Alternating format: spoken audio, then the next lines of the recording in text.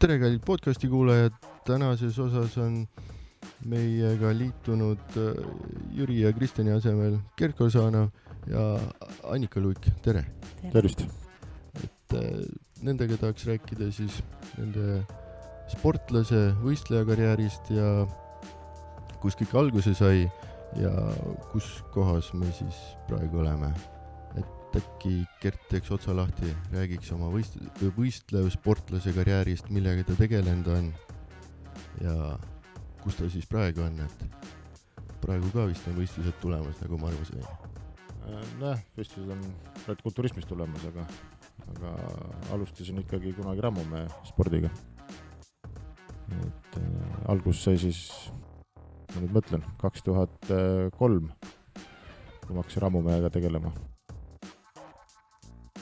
See aeg elasin Antsas, väikelinnas seal ja ei tea, kuidagi see raskuste tõstmine paelus nii palju, et Eestis korraldati neid Rammumäe võistluseid päris hoogsalt ja suvel oli neid praktiliselt igal nädalavahetusel. Et hakkasid vaikselt seal käima ja aastast aastasse nagu läks asi kogu aeg paremaks.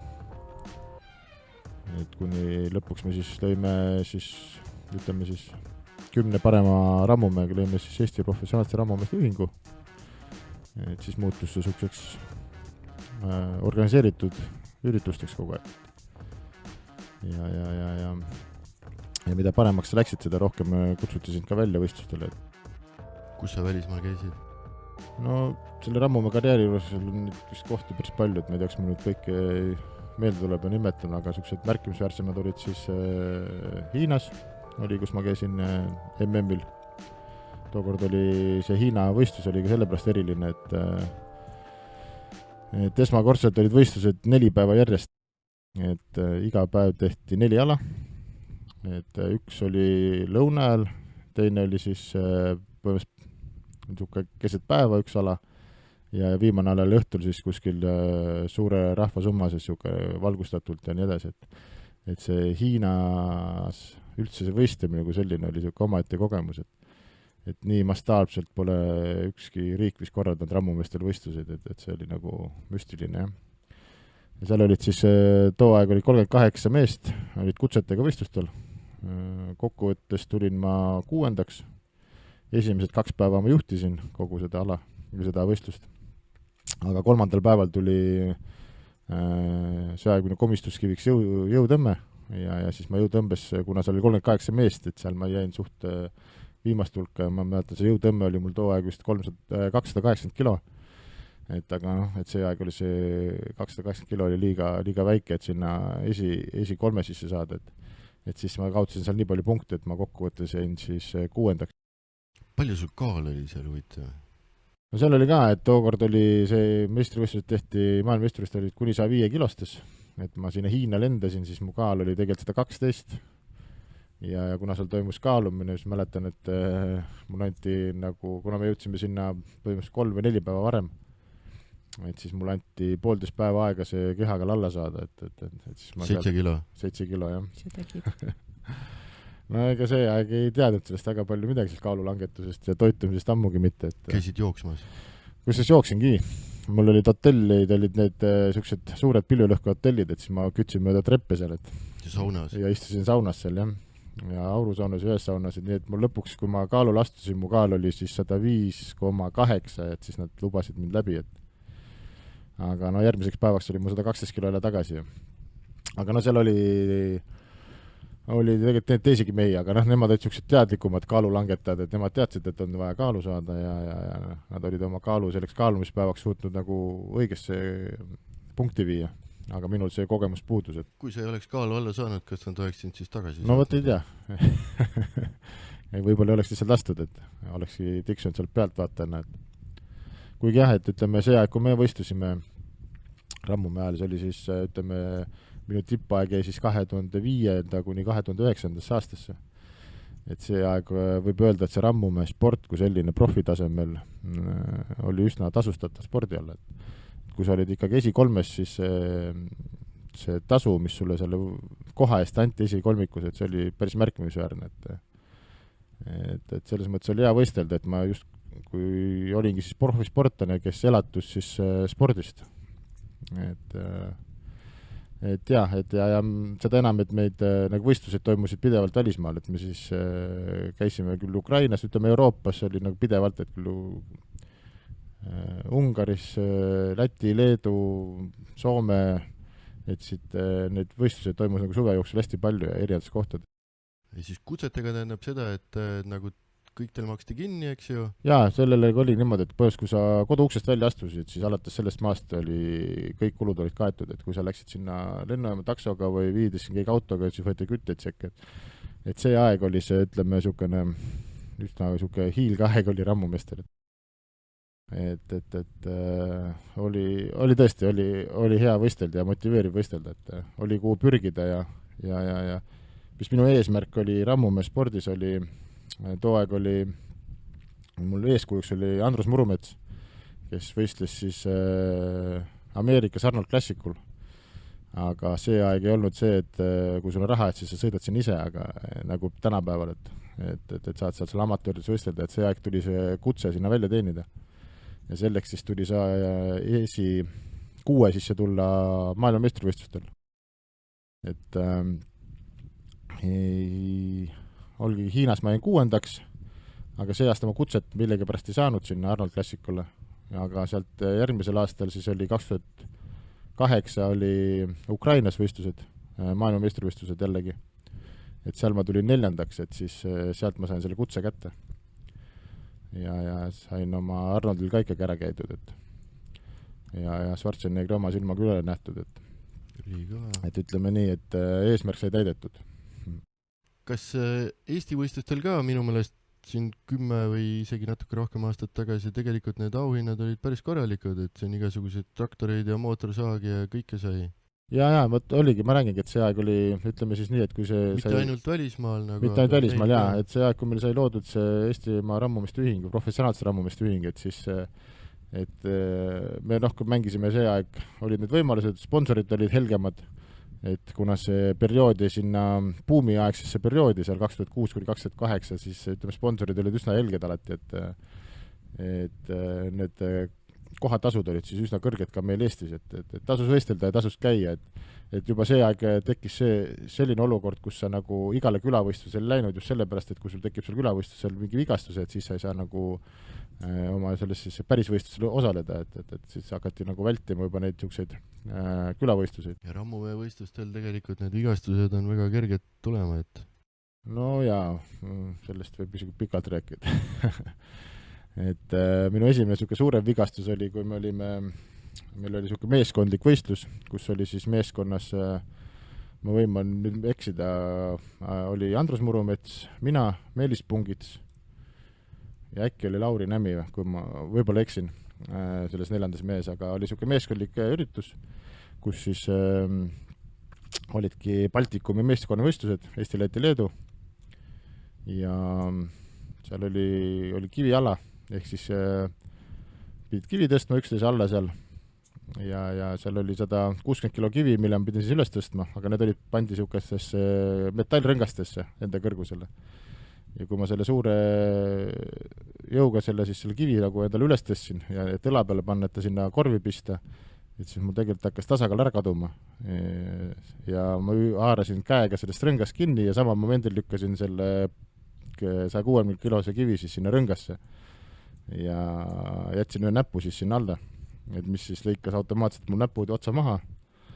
Nii et aga see, et see näpu ots mul ära tuli, ma märkasin alles siis, kui ma läksin järgmist kivi panema, et ma tundsin küll mingit niisugust kerget valu, aga tegelik valu tekkis alles tunde hiljem, et ma panin selle järgmise kivi ka ära, sest et meeskonnas oli niisugune asi, et sa pead kivi ära panema, siis jooksed ühe 100-kilose kivi juurde, võtad selle 100-kilose kivi, paned teise rõngasse ja siis saad alles selle teatepulga edasi anda, et kui ma see 100-kilose kiviga siis ühe pukkirust teise juurde jooksin ja siis alles märkasin, et mul ühte näppu ei ole, et verd kuidagi hirmsasti lahmas ja aga ei, et see nagu ei takistanud olukorda, et ma panin oma kivi lõpuni ära, andsin oma teate edasi ja siis läksime salvretikuga mu näppu otsa otsima, et äkki võimalust see tagasi õmmelda, aga seda võimalust muidugi olnud.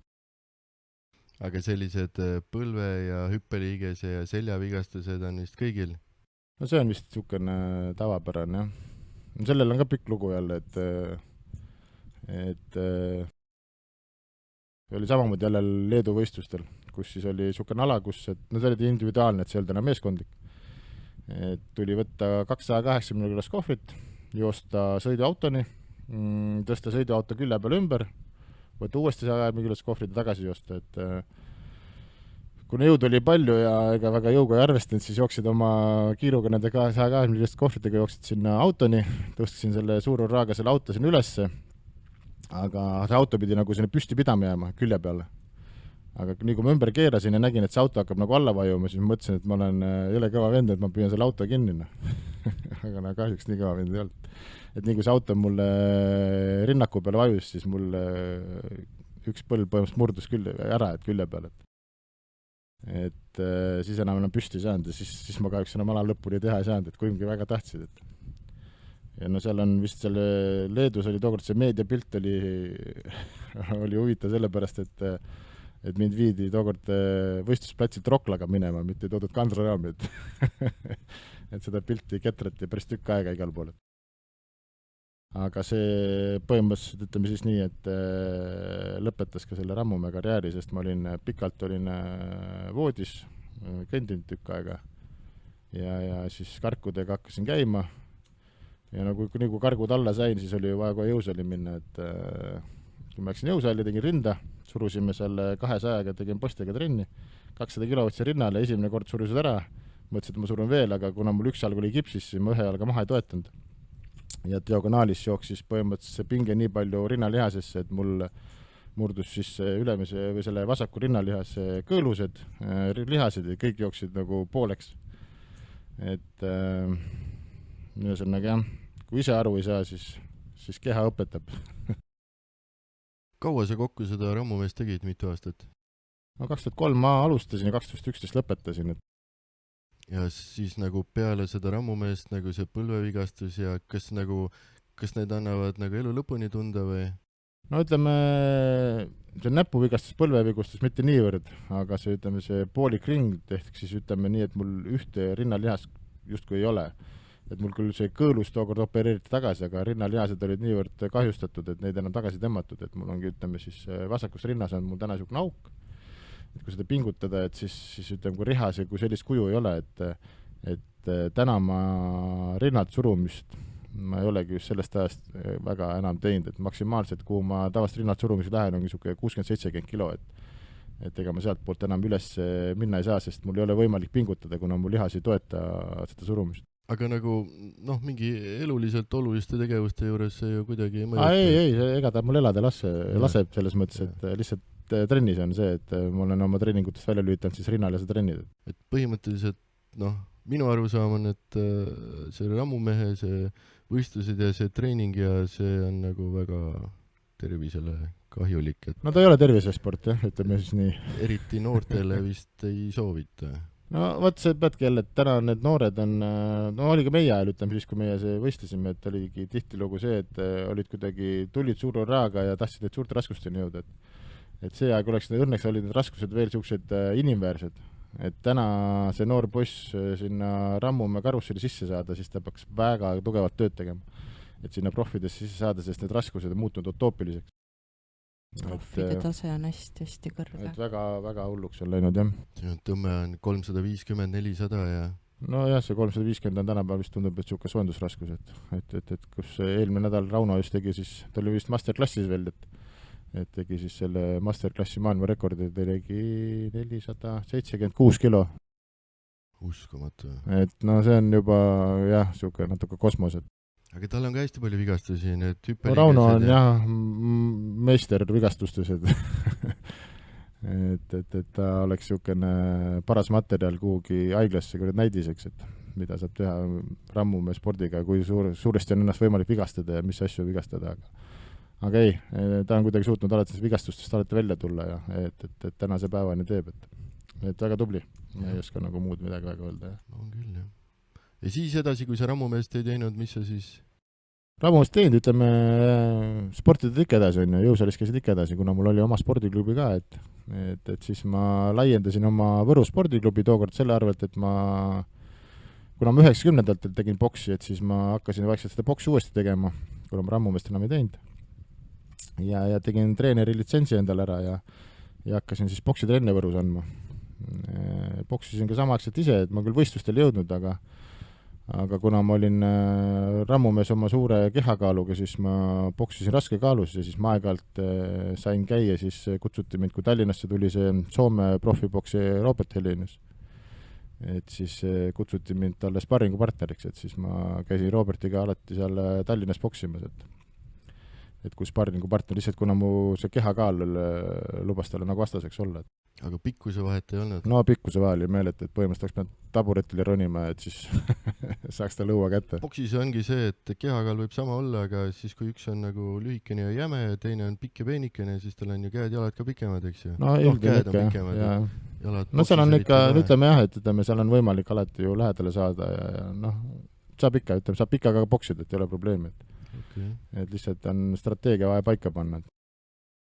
Aga raskem on ikka? Jaa, ikka on raske muidugi.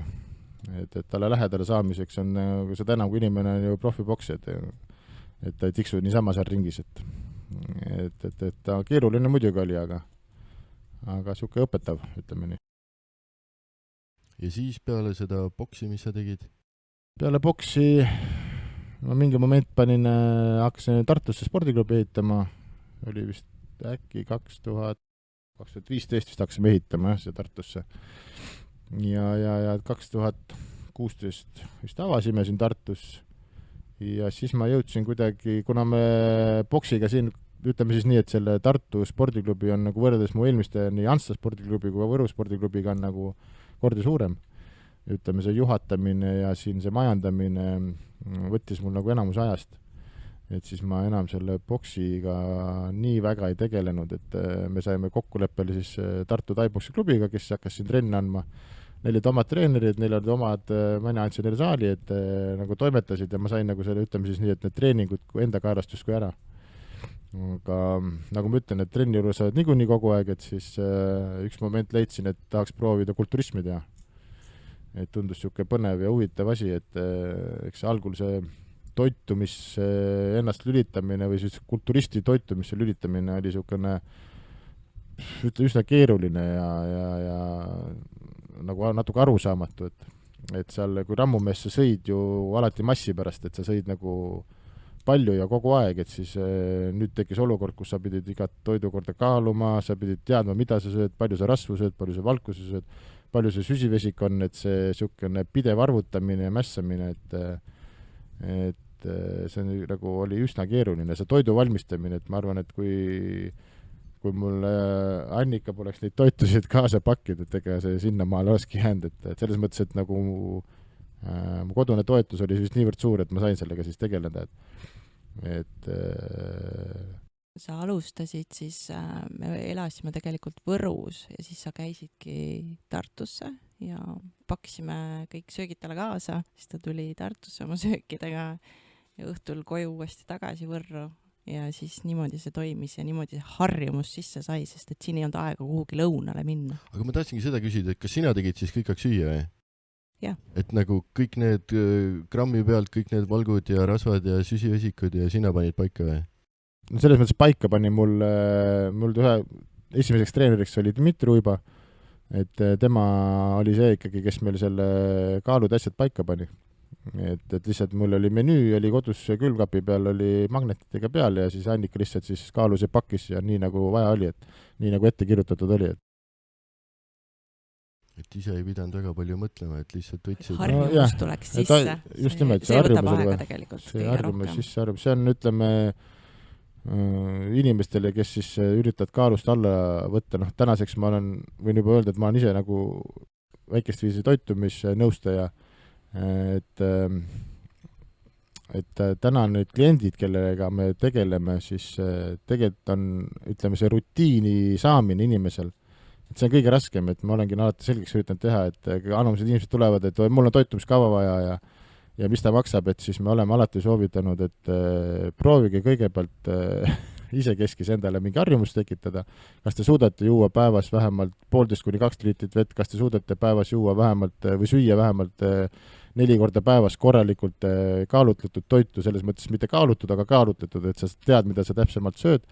Kui sa suudad nagu 2-3 nädalat nagu ree peal olla, et siis võime rääkida alles toitumiskavas kui sellisest, et muul juhul on siis niisugune raha raiskamine, et see harjumuse tekitamine on inimesel nagu ülikeeruline.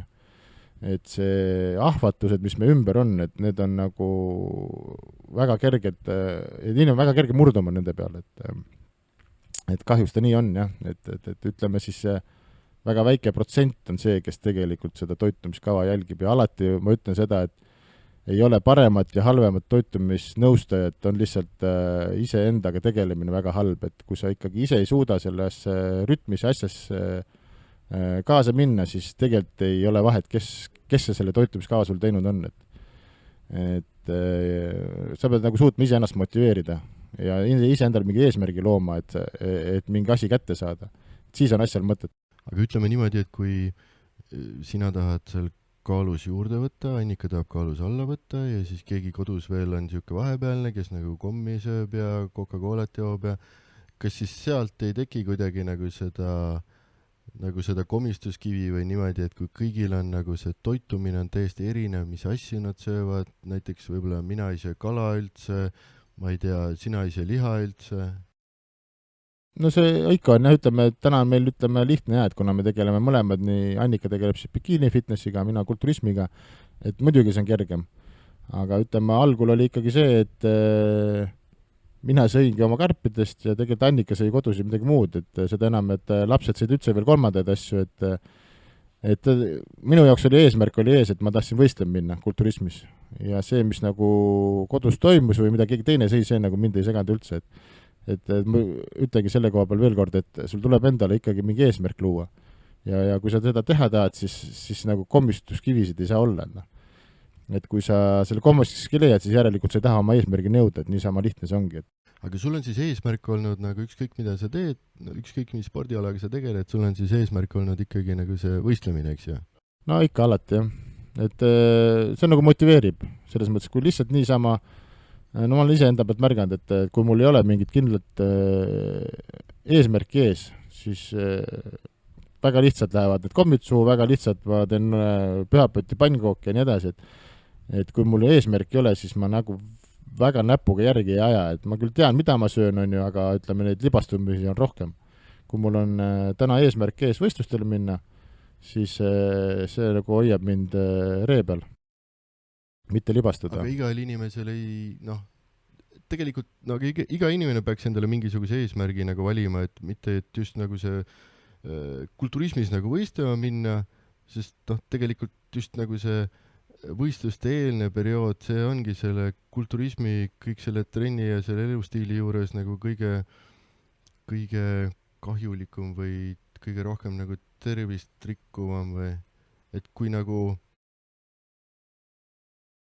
sa mõtled, ma saan aru, mis sa mõtled, selles mõtled, et jaa, ütleme, see on juba äärmuslik, ütleme, ma ei eeldagi, et kõik hakkavad kulturistideks ja bikiini fitnessvõistlejateks. Aga mis veel võiks tavainimesele eesmärgiks olla? No eesmärgiks võtta kas või näiteks kaalu langetamine, et kui sa oled täna, ütleme, naiste rahvas, sa oled 75 kilo ja sa ütled, et ma tahan saada ükspäev 60 kilo ja ma tahan oma keskkoha mõõtu selliseks, ma tahan tuhare mõõtu selliseks või ongi see, et sa paned mingi eesmärgi endale. Et selles mõttes see eesmärk ei pea olema absoluutselt see, et ma olen kuhugi võistlema, bikiinides olema või meesterahva puhul, et ma panen lühikesed püksid jalga, lähen võistlema mida iganes, et see eesmärk võib olla hoopis mingit muud. Kas või see, et me iga aasta tehakse mingid rannavorme, et küll kui seegi on su eesmärk, siis on ju väga hästi, et kui sa tahadki see, et ma lähen randa ja ma näen hea välja, et see on samamoodi eesmärk, et neid eesmärke on ju mitmeid, et see ei pea absoluutselt olema mingi võistluse eesmärk. Et kui see nagu mingi moment sulle juurde lülitub see võistlemine, siis jumal eest, anna minna, on ju. Aga neid eesmärke võib seada endale absoluutselt ükskõik missuguseid. Et oluline on selles lihtsalt kinni pidada. Ma ütlen veel kord, et ei ole olemas treenerid, ei ole olemas toitlustusnõustajad, kes seda asja sinu eest teevad. Et see peab inimese jaoks ise olema üles leitud. See ongi see, et kui sul on nagu eesmärk, siis sa oled mingi hetk motiveeritud, aga su ei ole 24/7 motiveeritud. Ja sealt tulebki mängu see, et sa oled distsiplineeritud. et kui sul nagu seda ei ole, siis sa ei jõua oma eesmärkideni. Jah, selles mõttes väga õige, et ei peagi, et see distsipliin on nagu olulisem kui see motivatsioon, on ju. Et see motivatsioon on tõesti, et see on sulle hetkeline, on ju, aga kui sa selle motivatsiooniga suudad endale siis selle harjumuse juba sisse teha, siis see lülitab ümber juba distsipliiniks, et see jääbki, et täna on, meie puhul on näiteks see, et me oleme tänaseks juba seda, mis ma olen siis juba 5 aastat teinud. 5 aastat jah kokku. Et ega meil ei olegi, ütleme, me läheme poodi, me ei ostagi niisugused üleliigseid asju omale kappi. Te olete 5 aastat võistlemas käinud, mitte trenni teinud koos. No trenni oleme teinud kauem, jah. Et aga võistelnud, jah, ütleme siis kulturismis, fitnessis, et see ongi see, et sa lähed poodi, me ostame oma vajalikud asjad, meil on muna valge, meil on riis, kaerad, on ju, kanaliha ja see on ka kõik. Et aeg-ajalt ongi siis külmutatud marjad, mida me pudru sisse paneme, maapähkli või, et kindlad asjad. Hästi kindlad asjad nagu kogu aeg, mis me poes ostame, et me ei jää kuskile sinna šokolaadiriiuli juurde seisma või me ei jää kuskil krõbinate riiuli juurde seisma või krõpsud juurde. Me teeme seda peale võistlust. Et peale võistlust me laseme korraks ennast vabaks ja tõesti, et oleme, et aga see harjumus on niivõrd sisse juba kodeeritud nende aastatega, et ei pane nagu tähelegi, et ma midagi muud vajaksin. Mitu aastat te siis koos trenni olete teinud ja kuidas see nagu alguse sai? No see sai alguse Võrust, mul oli mingi Facebooki mäng oli, loosisin välja siis poole aasta vist selle jõusaali kuukaardi. Ja solaarium ja saun. Ja solaarium ja saun ja mis seal paketis kõik olid ja siis tuli üks püsiklient meile ja siis ma korjasin need see aeg, kirjutasin kõik nimed üles, kes me seda mängus osalesid, panin purki ja siis esimene klient, kes mul toobel trenni tuli, siis valis siis võitja välja, seal võitjaks oli tookord Annika Luik. Ja ma võitsin midagi väga head. ja see võit on, et siiamaani mul siin. Nii me tuttavaks saime. Nii me tuttavaks saime ka, et ühesõnaga jah, et tänaseks siis 12 aastat juba. Et. Ja siis sa tegid juba ennem... Siis ma hakkasin jõusaalis käima. Aga ennem sa ei käinud? Ei. Ennem käisid ainult solaariumis ja saunas? Jah, jooksmas käisin. Lihtsalt tegin trenni. Vaatasin, ma ei tea, muid asja. Aga siis kuidas nagu selle jõusaali treeningu peale, et nagu Gert motiveeris või ise kuidagi või? Gert tegi jõusaali ringtreeninguid, kus ma hakkasin käima. Aga sa hakkasid, sul oli endal nagu see mõte, et sa tahaks nagu jõusaalis käia? Või ei või? No see tuligi tal sellest... Pigem tuligi sellest, et ma ei teadnud üldse jõusaal kui selline. Jah, et ma mõtlesin, et kõik mehed käivad ainult jõusaalis, päriselt ka. Aga jah, naised, palun mingi jõusaali. Kas te koos teete nagu sama trenni või kuidas see nagu välja näeb? Et kui näiteks on seljapäev, kas te siis koos teete samu harjutusi, kas te üldse koos teete ühel päeval selga?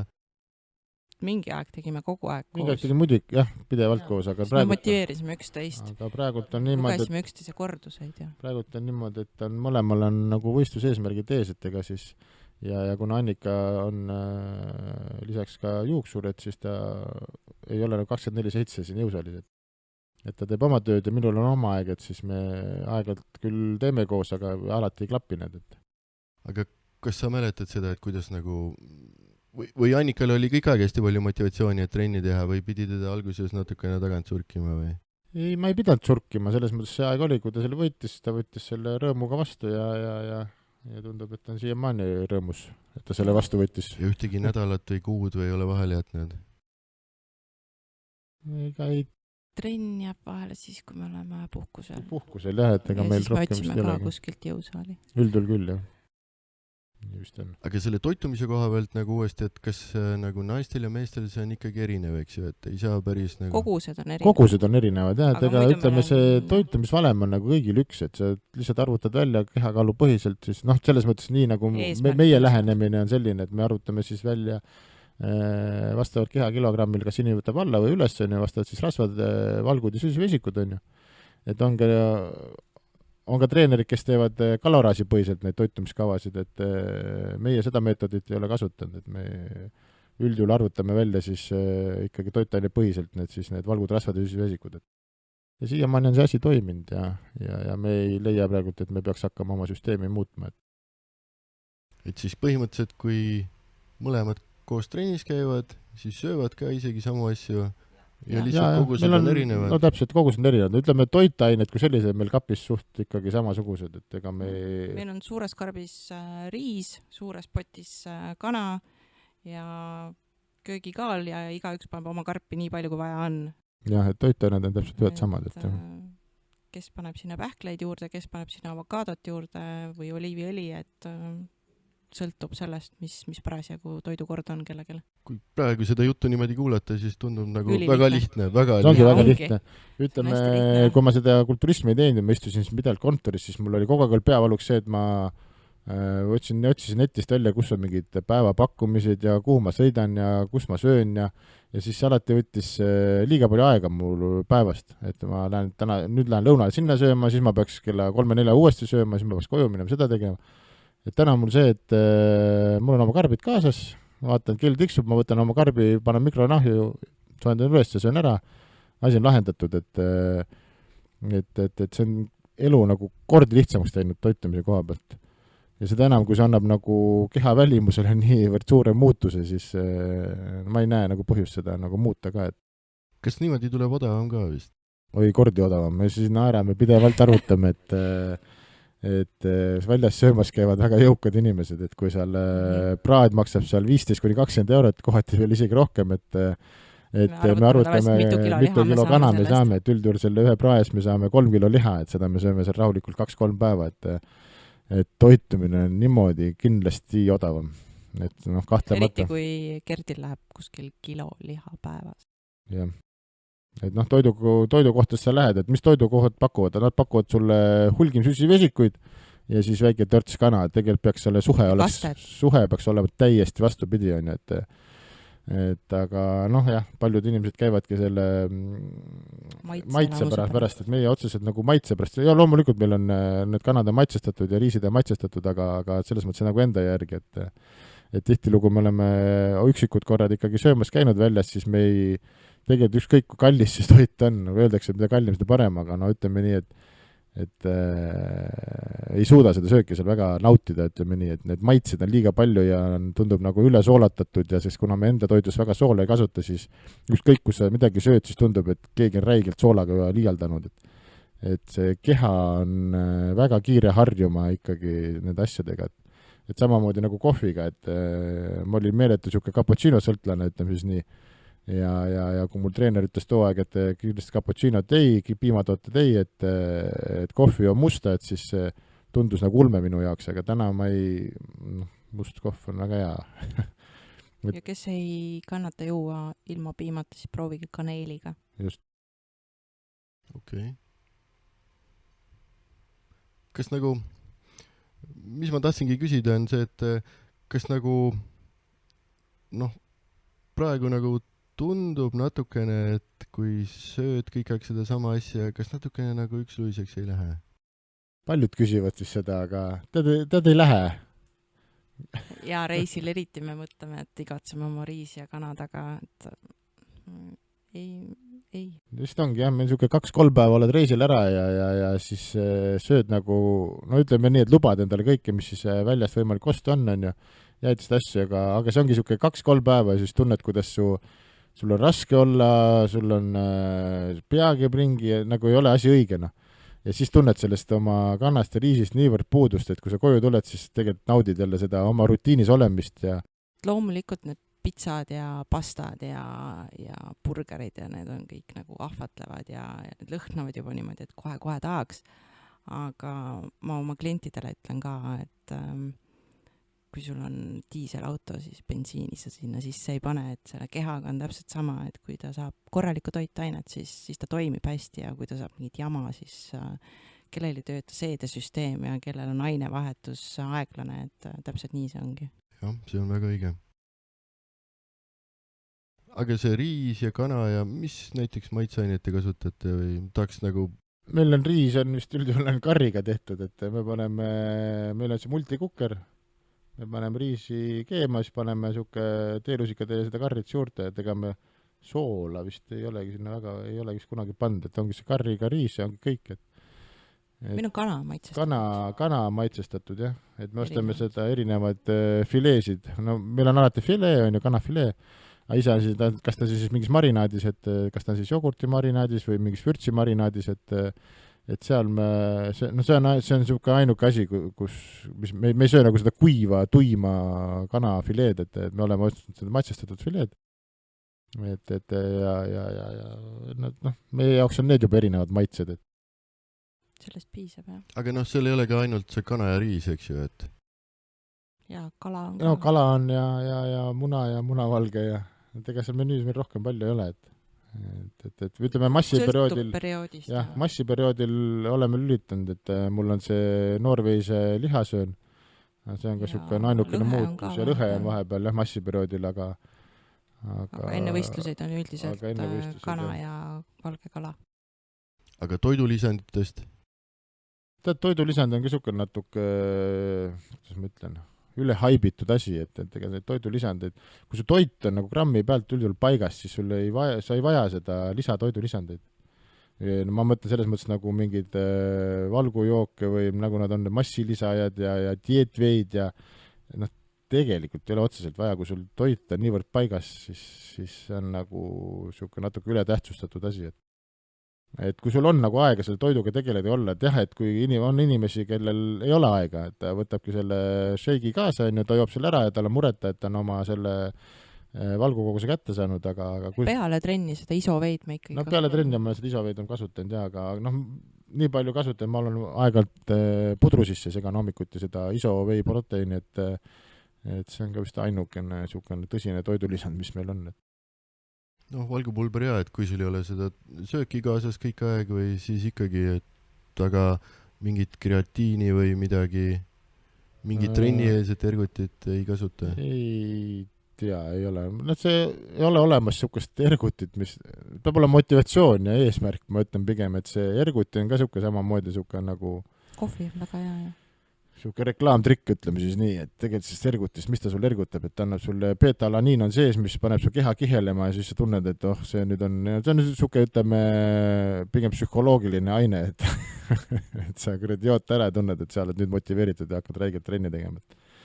Loomulikult võib igasuguseid BCA-sid ja EA-sid juua, et parem valik ikka, kui pärast mingit limonaadi. Seda kindlasti, jah. Magusaid asju tahta ikkagi. Kas te ise olete tundnud, et nagu midagi nagu tõesti aitab kaasa, et toidulisandina? Yeah.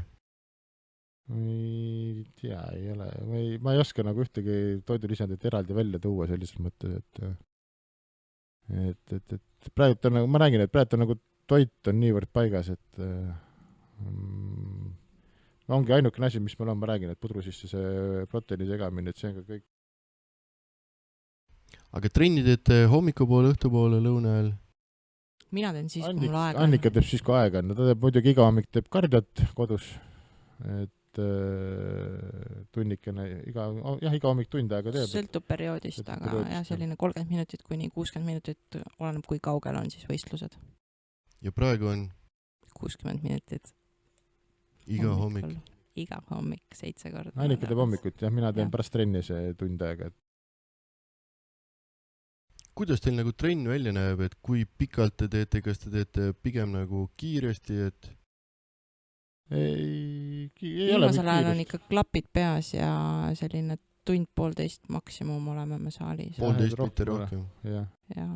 No sõltub, Gert teeb kardiot ka. No ma teen nagu lisakardiot, ma ütleme see jõutreening on niisugune tund-poolteist, et vahet kohati on ka olnud niisugused 40 minutised trennid, et aga niimoodi pikemaks venitada, nagu selle Arnold tegi, et võib-olla 3 tundi päevas ja No Inna-Uit tegi ka ju 3 Inna-Uit tegi ka, jah, aga ma ei ole leidnud, et sellel otsest vajadust mul oleks, et kas energiat ei jätku või ei tunne nagu pärast ma ei tunne, kaua, see on nagu ma lihtsalt väsitan lihast, mingi moment tunned, et see ei ole nagu lihase arendamine enam, vaid pigem nagu niisugune kurnamine. Söögiaeg tuleb peale. Söögiaeg tuleb peale, jah. Et muidugi on meetodid erinevad ja kuidas kellelegi mis sobib, et ütleme siis nii, et meile see ei sobi, et me jääme sinna, ütleme siis 40 kuni 75 minuti sisse. Aga trenni teete iga päev? No nii on juhtud jah, et teeme, et aeg-ajalt vist vahepeal laupäeviti minul on praegu 6 korda nädalas jõusali trenn. aga on perioode, kus mul on 4 korda nädalas. Sõltub. Vanasti räägiti sellist asja, et kui ühte lihasgruppi treenida korra nädalas, et see on nagu selle lihastoonuse ja jõu hoidmiseks, et vähemalt 2 korda nädalas peaks kõik lihasgrupid läbi tegema. No tead, vanasti oli neid palju asju, mida räägiti. Oli küll, jah. Ma ütleks, et kulturismis, fitnessis on see, et millist lihast rohkem järgi on vaja aidata, et vastavalt sellele on su treeningkava, et sa ei saa nagu fitnessis tüdrukutel bikiinis hakata seal rinnalihase peale lihtsalt trenni aega raiskama. Trapetsid. Et jah, 3 korda nädalas on tuhara trenni mul küll, jah. See ongi täpselt see, jah, nagu Annika ütles, et see on see, oleneb, mis lihas sul vaja järgi aidata on, et aeg-ajalt on mul endalgi, et ütleme, kui ma tean, mul jalal on 4 pealihas on ikkagi maha jäänud. Siis teed piitsa? Siis ma teen piitsa. Mul on sama. Et tegelikult on jah, et mõned üksikud harjutused teen siis tavaliselt peale igat ükskõik mis trennipäev mul on, et siis ma tegelikult lõpetan trenni siis selle lihasega, mis mul on vaja teda järgi aidata. 2 korda päevas ei ole teinud? Olen ka seda teinud. Siis on hommik, vahepeal lähed koju, sööd, magad? Hommikul jah, just nimelt jah, ja siis õhtul uuesti. Oli kasu ka? Tead, kui sa niimoodi, et sa sööd korralikult ja sa saad päeval magada, ütleme, peal teist trenni, siis on kasu. Kui sa korralikult süüa ei saa ja sa puhata ei saa, siis ei ole sellest kasu. Et see, ütleme, võistlejale on, ütleme, võib see juhtuda, et see, et on nagu enamus päevast ongi see võistluseks valmistumine, mis muutub nagu tööks ta jaoks, et samamoodi, et see võib kannatada selle all, kui sa ei puhka piisavalt ja sa ei söö piisavalt, et lihas vajab arenemiseks ikkagi toitainet ja piisavalt puhkust, et lihtsalt nagu tuima panna ja ainult kogu aeg trenni teha, et noh, see mingi moment hakkab nagu pärssima lihast. Kas nagu kõik see toidu valmistamine ja trennis käimine ja kas see ongi nagu kogu päev või jätkub millekski muuks ka veel aega? Just praegu on nii juhtunud, et on kogu päev, jah, me hommikul pakime oma asjad kokku ja mina käin juuksurisalongis ka. Tema käib tööl ka veel, jah, aga no selles mõttes jah, kuidas päev, et mu päev on ma vedan enamuse päevast omal siin Jõusaali kontoris. Ma teen muid asju, et selles mõttes, et ma ei ole 24/7 nüüd ainult Jõusaaligi, no selles mõttes, ma olen nagu Jõusaaliga seotud, aga ma ei tee nagu trenni selles mõttes, et ma ei mõtle selle peale, et ma pean kogu aeg trenni tegema nüüd nii. Et praegu käib see nagu üsna automaatselt, et ma söön oma toidukorrad vastavalt kellaajale, ma teen oma trenni vastavalt kellaajale ja no selles mõttes, et ega päevas on ju 24 tundi, et muidugi on aega ka muudeks asjadeks, et me käime piisavalt palju reisil, me sõidame Eestis piisavalt palju ringi, et see ei ole see, et me oleme nüüd naelutatud selle Jõusaali koha peale, et jätkub aega muudeks asjadeks ka. Spa ja kino ja meile meeldib käia. Aga nüüd, kui keegi käib näiteks 8-4-5 tööl, siis peale seda veel trennis, siis tegelikult ei olegi ju vaata palju aega enam, et no jälle ma ütlen, et päevas on 24 tundi, et kõik oleneb valikutest, on ju, kui inimene võtab nüüd see, palju ta istub oma Facebookis või Instagramis, noh, et selle ajaga ta jõuaks rahulikult ühe korraliku trenni ära teha, et kõik on niisugune valikute küsimus alati, et mida sa nagu täpsemalt tahad, et vabandusi leiab ju alati, on ju, et kui sul on nagu ikkagi soov ja tahtmine ja sul on mingi eesmärk ette pandud, et siis sa leiad selle aja ka, et kas või see tunnikene näpistada päevast, et see on väike protsent tegelikult päeva jooksul, et mul on nagu, ütleme siis spordiklubi omamise koha pealt on mul nagu siin Tartus on nagu hea meel, et inimesed on, kuna ma just algust Tordülu avasin, siis mul oli päeval kella 9 lahti hommikul ja kliendid on palunud seda lahti olemisaega nagu teha kogu aeg varasemaks. Ja täna on siis nii kaugel, et Jõusaal on, mul ei ole küll ööpäev läbi lahti, aga mul on kella 5 lahti. Ja kui ma nagu valvekaamerid vaatan, siis on, ütleme nii, et hommikul on päris palju rahvast, kes käivad. Et kes siis ongi, kes teevad siis trenni enne tööle minekut ja kellel on siis, et pärast tööd saaks tegeleda siis oma pere või muude asjadega. Et siis ma ütlen, et nagu ülitublid inimesed, et nad on leidnud selle võimaluse endal ikkagi siiski see trenn ära teha. Ja et käivadki tõesti hommikul mega vara, teevad oma trenni ära ja neil on selle koha pealt nagu päev kirjas, et ma räägin, et kui sa tahad nagu seda teha, siis sa leiad ka alati võimaluse.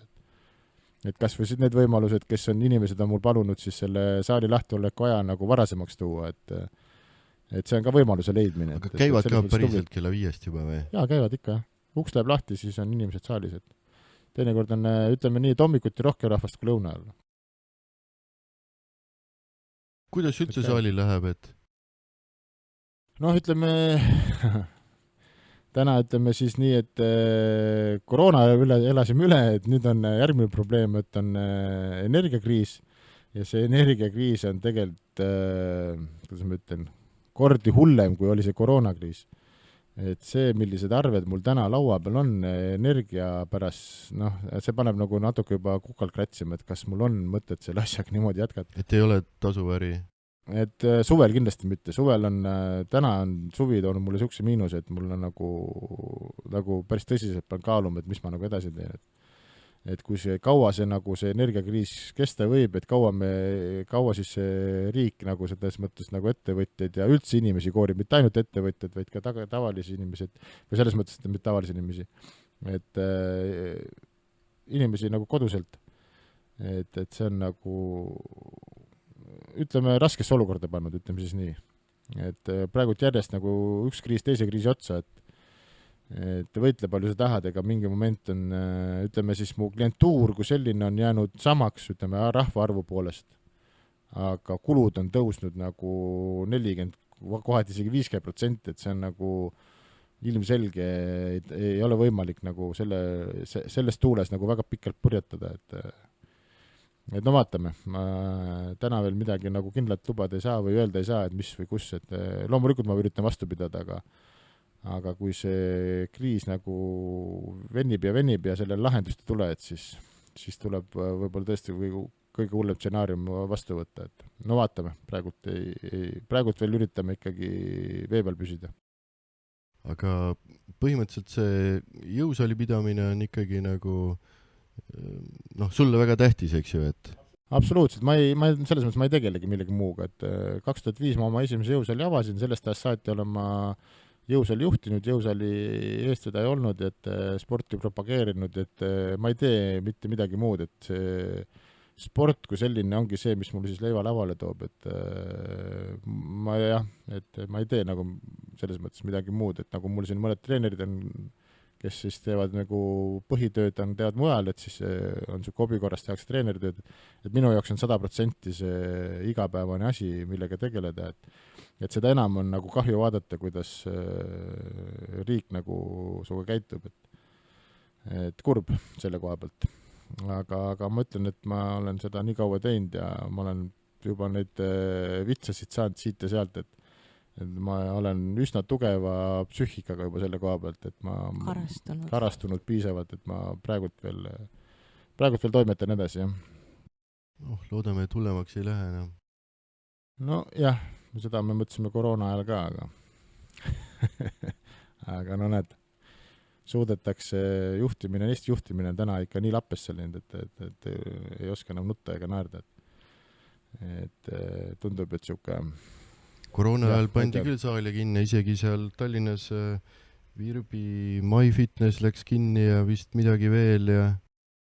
No neid läks ja, Ida-Virumaal läks, ma tean, meil tuttava saal läks kinni ja neid läks. Riias läks neid palju kinni, just eelmine nädal käisin seal masinaid vaatamas, pakutakse pankrotivarana, et neid kahjuks läks palju, et seda enam, et kui sul on kulud on ju suured, et meil koroona ajal tuli mul ju, ütleme siis, üürilandja tuli päris palju vastu, et ma ei saa midagi öelda, et küll teil kas siis üldse ei võetud mingi kuu ja tehti 5% soodustust, et kommunaal ikka maksid on ju, aga täna oleme sellises olukorras, kus mul on arve laua peal, energiaarve, ma pean selle ära maksma, et sellist varianti ei ole, et keegi mulle kuskilt mingi vastu tuleb 5% peale või üldse mitte maksmise peale, et sellist varianti ei ole, et täna tuleb see arve ära maksta, kui arved ära ei maksa, siis mingi moment tuleb lihtsalt asjad kokku pakkida ära minna, et selles mõttes oli siis see koroonakriis nagu leebem natukene. Aga koroona ajal oli saal kinni?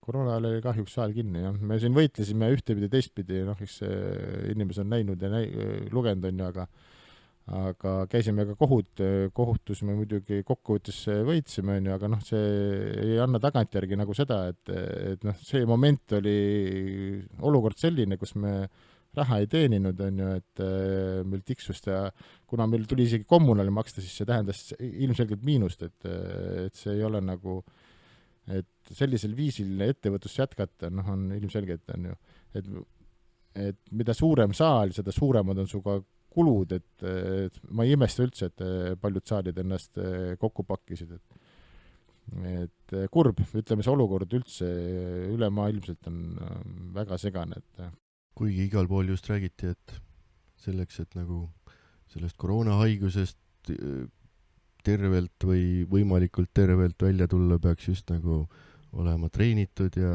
spordiga tegelema ja no seda ju korralikult räägiti ja näidati ja tehti neile selgeks, aga kui ma nagu reaalselt istun siin ja võitlen 8 politseiametnikuga, kes nagu üritavad jõusaali kinni hoida, et inimesed jumala eest trenni teen, no see oli nagu nii absurditeater, et ma ei taha seda isegi mitte meenutada, et see jääb kuidagi vererõhu liiga kõrgele. Praegu vähemalt tagantjärgi võiks nagu riigi poolt kuidagi seda spordi tegemist kas toetada või propageerida või mis seda ei ole mõtet loota isegi, selle peale pole isegi mõtet mõelda, sest et see toetus, mis nad koroona ajal andsid, nii nagu see vapper Kaja Kallas meil seal ütles, et me toetasime spordiklubisid, siis nad andsid täpselt 80 eurosenti ruutmeetri kohta, et igaüks võib ise arvutuse teha, et kui suur see toetus tegelikult oli, et see on nagu ütleme, see on pigem mõnitamine kui mingi toetamine, et selle oleks nüüd pigem siis andmata kätte, kui sellist tola mängida. Kahju küll, jah. No on kahju, jah, aga ütleme siis nii, et võitleme edasi ja vaatame. Et üks päev peab kuidagi võitma, et seda täna on see lihtsalt absurdseks kätte juba läinud. Kui nüüd selle koroona pealt nüüd edasi minna, siis tulevikuplaanid on siis võistlused oktoobrikuus? Jaa, tulevikuplaanid võistlused, et hiljaaegu, kuidas ma ütlen siis, meil on praegu selles mõttes, meil on mõlemal hästi läinud, Annika tuli eelmine aasta Euroopa meistriks, Euroopa hõbeda teisele kohale, jah, IFBB-s ja mina sain nüüd ise, tulin uute kategoorias, siis Mr. Olümpia tuli samuti hõbedale, et mis oli samamoodi on mul olnud selle kulturismiga üks suurimaks motivatsiooniks on saada olümpiamedal omale seina peal, et täna see ripub mul jõusaalis seina peal ja ma tunnen, et minu jaoks on see nagu käes, aga kuna mul oli niisugune lubadus Annikale, et kui ma saan olümpial medali, et siis ma võistlen taga vähemalt ühe võistluse koos, et nii, et meil on plaanis nüüd oktoobris on Leedus Kaunases on võistlus, et üritame siis seal koos võistelda ja põhirõhk läheb siis novembris on 20. novembril on Itaalias Roomas on Masterit MM, kuna me EM, et kuna mõlemad oleme siis juba Masterid, et siis me sinna mõlemad ka läheme, et mina ise eeldan, et ma panen sealtpoolt punkti, aga noh, kunagi ei tea, see kulturism on niisugune nõmedalt nakkav haigus, et ega mingi moment sa tunned, et võib-olla tahad uuesti teha, aga Annika võistleb kindlasti edasi, et no ma lähen jahtima kulda, sest mul on 2 hõbedat, mis on 1 punkti kaugusele jäänud pärast protokolli nägemist, siis natuke jäi kripeldama. Okay. Et jah, see kripeldab. Kes teil muidu treenerid on või kes aitab toitumist või mingit poseerimist teha või? No poseerimist me teeme ise, aga meil on Portugalis. Portugali treener on Team MHD, on Mairo Kolho on niisugune mees, et ta on ise mitmekordne Portugali meister enda kaalus ja tal on nagu hästi nimekad sportlased, keda ta on treeninud just toitumise koha pealt nõustanud. Et praegult on Arnoldi, mitmes see on? IFBB-s oli Arnoldi teine, Alisson Testo, ja Alisson on nüüd olümpial käinud profina juba, jah, et selles mõttes on nagu ta päris tipptase juba, et tal on nagu niisuguseid väga märkimisväärseid sportlased, keda ta on nagu Kuidas teda leidsite? No täna, kus me leiame, Instagram ja Facebook, et seal oli, Annika näiteski seda vist sama seda Alissoni, keda siis Team MHD treenis ja siis ma kirjutasin sinna Team MHD-sse, algselt neil ei olnud nagu selles mõttes nagu vaba aega või sellist, et nad esimese vastuse me saime eitava, aga siis pool aastat hiljem saime siiski nendega liituda, et täna me ütleme väga rahul, et no jah, paremat nagu varianti ei oleks nagu osanud tahtagi. Ja see treener on siis ikkagi nagu profivõistlusteks valmistamiseks, et mitte niisama, et tal on ka tavakliendid, Ei, tal on kõiki, tal on täiesti siukseid toitumisprobleemidega, Jah, anoreksikuid, ta nagu toetab kõiki ja seda kõike iseenda võistlemise kõrvalt, et väga-väga tubli. ja edasi, mis plaanid on, kui sa rohkem enam ei võistle? No korraks käis peast mõte läbi, et mul ei ole veel boksis medalit, et aga no see on siuke uitmõte lihtsalt. Et vaatab, mis need, ütleme, kuna ma täna juba 40+, et siis, et vaatame, kuidas mul see kehaline liikumine ja kõik muu on ja kas ma suudan sellest kulturismist kui sellisest nagu päriselt ikkagi loobuda, et trennist kui sellisest ei loobu ma küll, aga võib-olla kas võistlustest, et eks see siuke, ma räägin... Kui sa ise ei võistle, siis sa korraldad võistle. Jah, selles mõttes et ma korraldan ise võistlused, kui ma ise otseselt võistle, aga võistluste korraldamise koha pealt ka, et ma korraldan nii boksivõistluseid kui ka siis kulturismivõistluseid. Et see kulturismivõistluste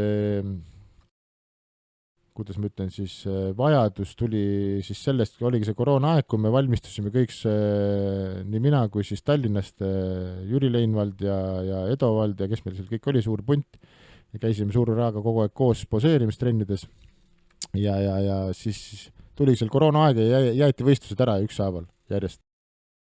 Ja siis keegi viskas siukse niisama lause välja, et näed, et Korjana, et sul on saal, et ta vai, et tee. Ja ma siis põhimõtteliselt nädalaga panin esimese võistluse püsti, et esimene võistlus, mis oligi korraldatud mul siis nädala ajaga, tegime siin sama spordiklubis. Kohal oli tuld tookord vist 7 meest äkki tulime kokku.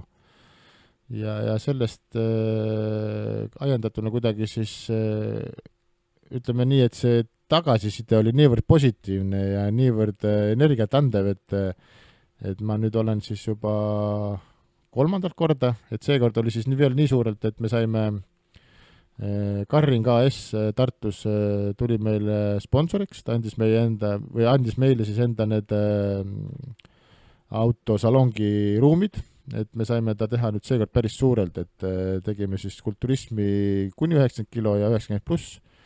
Ja täna on nad lubanud, et nad järgmine aasta toetavad meid samamoodi, et siis järgmiseks aastaks me oleme pannud eesmärgi, et lisaks kulturistidele saaksime lavale siis bikiinisid, noori ja siis äkki rannafitness ja rannafitnessit proovime ka veel, et tahaks proovida siis, et Eestis siis kuna meil on kulturismis on niisugune totter olukord üldse see Eestis on, et alati see, et keegi alati võitleb mingite sportlaste pärast, nii on ka kulturismis, et on siis IFBB, on NPC ja NAC, et see IFBB on niisugune, ütleme minu jaoks vastik liiga, kes alati käsib ja keelab, et me ei luba seda ja me ei tee seda ja et selles mõttes kurb, et me tegelikult ajame kõik ühte asja, on ju. Ja et see, kui ma alustasin võistluste korraldamisega, siis IFBB seltskond Eestis, nad helistasid mulle kell 12 öösel ja justkui ütlesid, et nemad ei luba mul seda võistlust korraldada, mis et on nagu nii naeruväärne ja totter, et keegi üldse suudab arvata, et ta keelab mul võistluste korraldamise, nagu kui rumal sa nagu olla saad. Ja kuna nad aru said, et see läbi ei lähe minu puhul, siis nad hakkasid ükshaaval oma sportlastele kirjutama ja helistama, et kes ei tohi võistelda ja meil oli siin plaanis, et üks pidi kohtuniks tulema, siis temal keelati see kohtunikuks olemine ja mis kõige tobedam oli see, et isegi keelati vaatama tulemine. Et no kui madalale seal nagu langeda saad, et ütleme nii, et kogu see asi on minu jaoks selle IFBB viinud nii madalale, kui veel madalale viia saab, et nad on lihtsalt totakad peast, ma ütlen nii, et nad ei näe seda spordiilu kui sellist, et nad on väga egoistlikud inimesed, ütleme siis nii. Seal on 2 asja, et esiteks nende jaoks on kindlasti väga suur äri, et neil on seal tohutud rahad kindlasti mängus.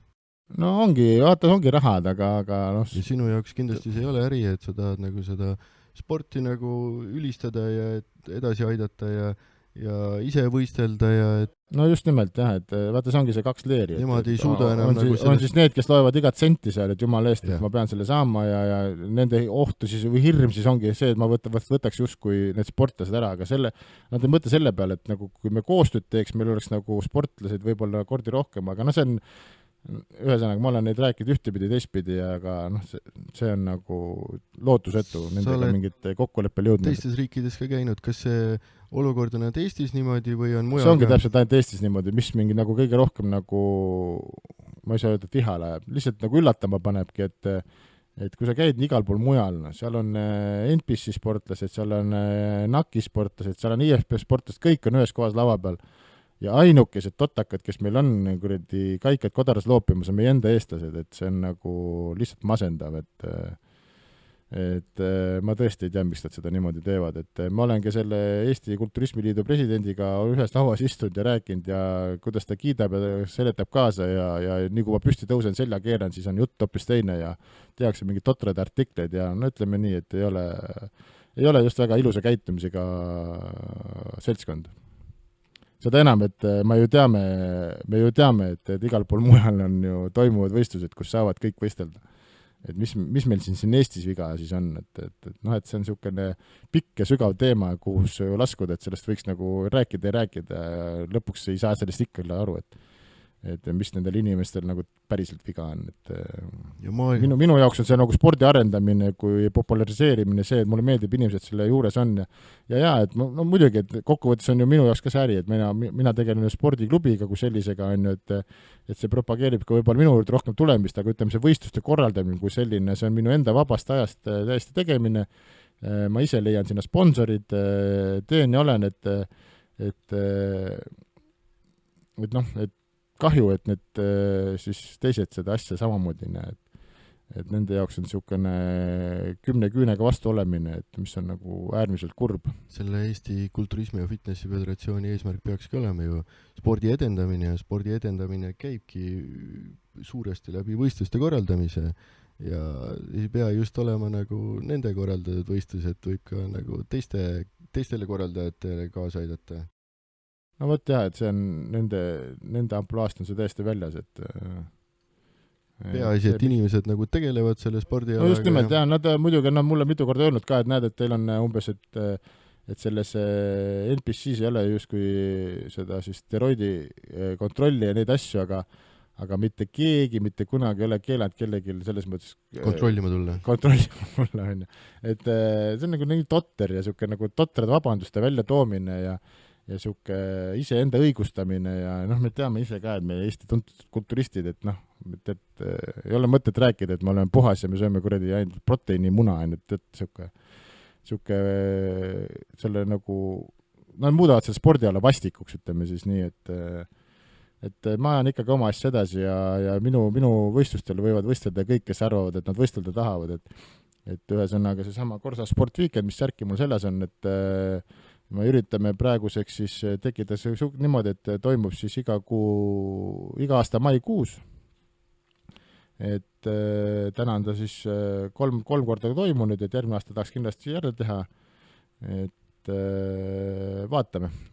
Ma loodan ise, et see asi nagu kasvab ikkagi igalt aastat suuremaks ja saame neid sportlaseid ka olenemata sellest, et keegi siin tahab sirmest keelata ja käskida, et ja ma tegelikult näen üha rohkem, et tegelikult hakkab neid NPC-meelseid sportlased nagu rohkem tulema just sellepärast, et kellelegi lõpuks ei meeldi see käskimine, keelamine, et ma pean kellegest luba küsima, et kus ma võin olla või kas ma võin olla, et see on nagu niisugune loomamentaliteet, et ma kuradi kasvatan ja ütlen sulle, kuidas sa liigud ja kuidas sa istud ja kuidas sa astud, et Üks vahe, mis on veel, on see, et kui sa NPC-s otsustad võistelda, siis sa maksad selle litsentsi enne võistluseid.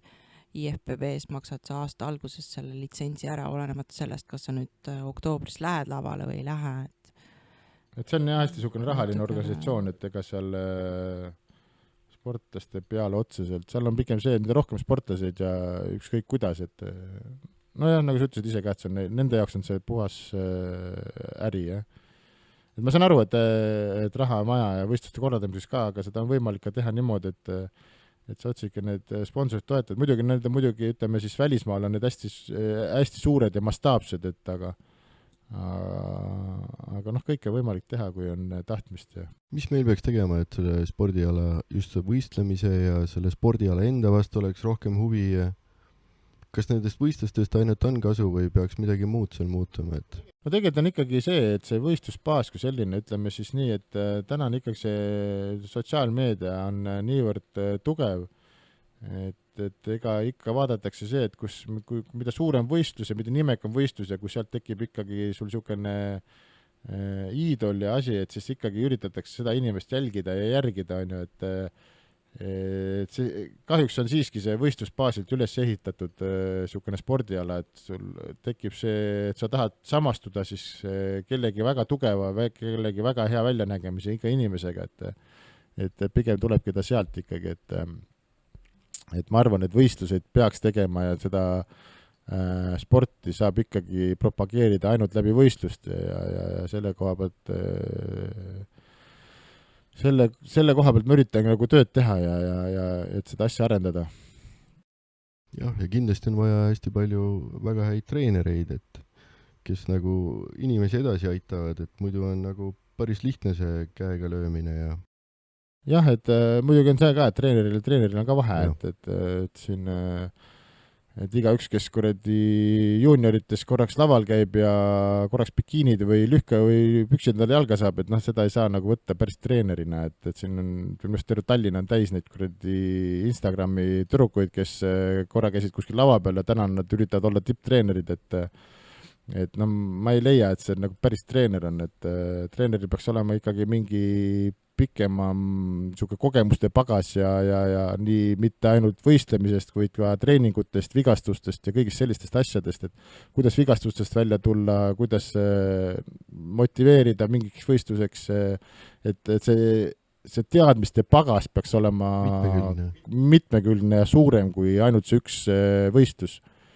Et kahjuks täna on minemas kõik see kahjuks teist teed pidi, et täna nagu igaüks teeb kuskil internetis oma koolitus ära, maksab mingi meeletu raha ja järgmisel päeval on ta kuskil saalis juba annab trenne, et ma olen ise siin jõusaalis kogenud, kui me saali siin Tartus avasime, tuli üks noor treener, samamoodi paberid olid käes, eeldasid, et ta nagu oskab, kuid ma nägin teda juhendamas jõutõmmet, siis ma põhimõtteliselt minuti pealt saatsin ta koos oma kliendiga siit saalist minema ja see jäi ka viimaseks siin käimiseks, et kui sul ikka praktikat taga ei ole, siis see paber ei näita sulle mitte midagi. Ja see inimestega suhtlemine ja kõik see, et kui ei tule iseenesest, siis peab ikka olema kuskil koolis õppinud seda ja no ikka jaa, et see loomulikult, et muidugi ma ütlen ikka, et ülikoolis heal pool on need teadmised on nagu super asjad, mis sulle kaasa antakse, aga sellega kaasas käib ikkagi praktika. Et teoorias sa võid teada paljusid asju, aga kui sa praktiliselt pole asja ikkagi läbi teinud, et siis see on niisugune poolik teadmine ikkagi, et see on niisugune minu isiklik arvamus, et see ei ole 100% tõde, on, et igal ühel oma arvamus ja omad teadmised, aga minu nägemus asjast on selline, jah. Aga lisaks sellele kulturismile korraldan ma ka neid boksivõistluseid. Et siin on need tai-boksi K1 ja siis klassikalisi boksivõistlused. Samamoodi iga aasta oktoobris, pluss siis Korsasport Weekendi ajal on boks sees.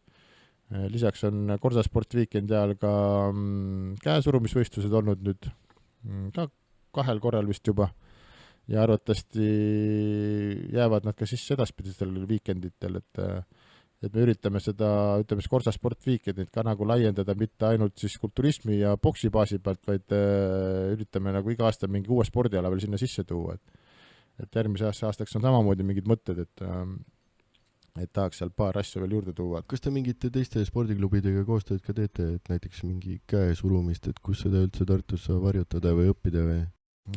Tegelikult ei tee. Meil on ainukene, kes on Tallinnas käesurumisliit, kellega on meil see koostöö, et kes siis, ütleme siis see, kui minu poolt on see organisatoorne pool, et ehk siis võistluse korraldamine kui selline, siis kohtunikud ja lauad ja kõik asjad tulevad siis käesurumisliidust, et nad, sest ma ütlen ausalt, mina ei tea käesurumisest mitte tuhkagi, et ma lasen ikkagi tegeleda asjadel nendel inimestel, kes selle asja juures on ja kes asjadest midagi teavad, et milleks nagu ratast leiutada, kui on inimesi, kes sellega juba leiutanud on. Et ja ära teevad, et ma üritan siis koostööd teha nendega, kellel on siis oma kogemus ja asjad juba olemas, et see käesurumine on nagu hea näide selle koha pealt, et ja see on, ütleme nii, et meil Weekendil on ta üha rohkem populaarsemaks läinud ja jälgitavamaks. Et seda on põnev vaadata, et nüüd viimane kord me tegimegi põhimõtteliselt samamoodi nagu poksivõistlustel, kuidas kui võistlejaid kutsuti täpselt samamoodi poksiringi nagu siis poksijad, et see andis nagu sellele käesurumisele hoopis teistsuguse kuvandi või nagu, et seda vaadata oli nagu põnevam ja huvitavam, kui lihtsalt kuskil jõusaali nurgas 2 venda suruvad kätte, et see on nagu selles mõttes põnev ja huvitav on jälgida, kuidas see asi nagu läheb suuremaks ja aina atraktiivsemaks, siis ütleme nii, et seda on nagu see, millised mehed seal seda kätt suruvad ja millisel tasemel, et see on tegelikult üliäge, et see, ma loodan, et sellel on nagu suur tulevik ja suuri järgijaid ja järgitulijaid, ütleme siis käesurumises ka, et mitte ainult kulturismis ja boksis, et see on niisugune huvitav spordiala, et see ei ole ka lihtsalt see, et ma surun kätte, et seal on, et mina olin sellest täitsa tuhm, ütleme selle käesurumise, aga kui ma nagu näen nende tehnika ja see, kuidas nad seda seal rakendavad seda oma tööd, et see on väga põnev maailm iseenesest. Seal võib väga haiget saada, seal lõpus võib, olid rammumehed ja endised kulturistid ja kõik üle 110-115 kilo ja no just jah, et ei, see on niisugune põnev spordiala ja jälgitav spordiala, et ei, väga lahe. Noored poisid olid seal alguses tohutult vihased, nagu läheks lööma päris ja jah, no sa olid ise kohal ka, et sa nägid, et kuidas see asi seal käib. Et on võimas vaatepilt neid vaadata tegelikult. jah. Aga siis ma arvan, et vast jällegi lõpetame ka ja tore. Aitäh teile! Aga palun!